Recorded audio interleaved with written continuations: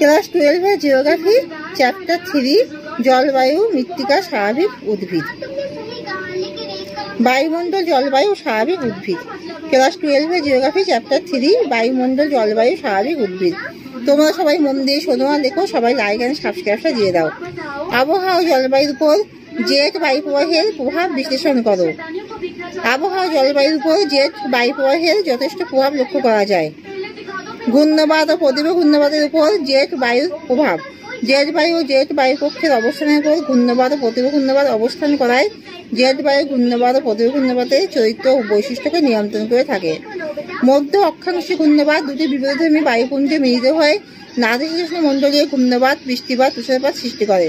নিম্ন অক্ষাংশ গোলযোগ জেট বায়ু জীবনচক্রের অন্তিম পর্যায়ে নিম্ন বায়ুস্তরে গভীর নিম্নচাপ কেন্দ্রে উৎপত্তি ঘটে ভয়ঙ্কর ঝড় বৃষ্টি বজ্রপাতের সম্ভাবনাকে বাড়িয়ে দেয়। মৌসুমী বায়ুপ্রবাহ কাকে বলে? ভারতের দক্ষিণ পূর্ব মৌসুমী বায়ু সক্রিয়তা অনেকাংশে ক্রান্তীয় পূর্বালি জেটের উপর নির্ভর করে। বর্ষাকালে ভারতের উপর নিম্নচাপ ও ঘূর্ণিঝড়ের সৃষ্টি হলে তার তীব্রতা অনেকাংশে নির্ভর করে ক্রান্তীয় পূর্বালি জেটের উপর। এল নিনোর উৎপত্তি ব্যাখ্যা করো। পশ্চিমী ঝঞ্ঝা কাকে বলে ও মনসুন ট্যাপ। এল নিনো একটি স্প্যানিশ শব্দ। এল নিনোর উৎপত্তি ব্যাখ্যা করো। এল নিনো একটি স্প্যানিশ শব্দ যার অর্থ হলো ছোট্ট ছেলে। প্রায় 100 বছর আগে পেরু জেলেদের চোখে প্রথম এই স্রোত ধরা পড়ে এবং সেই থেকে নামকরণ।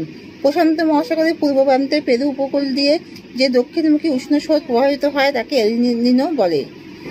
নাজাগা পাতের অধোগমন। পেরু ও চিলি উপকূলে নাজাগা নামক মহাসাগরের পাতটি দক্ষিণ আমেরিকা মহাদেশীয় পাতের নিচে প্রবেশ করায় ভূগর্ভস্থ উত্তপ্ত ম্যাগমা বেরিয়ে এসে সমুদ্রের জলকে উত্তপ্ত করে। বায়বীয় অগ্নুৎপাত।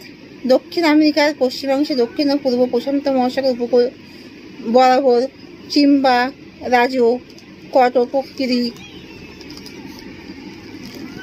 কটপক্কিরি ইত্যাদি জীবন্ত আগ্নেয়গিরির উদগীরণের ফলে পেরু উপকূলে সমুদ্র জল উত্তপ্ত হয়ে এল নিনোর উৎপত্তি হয়।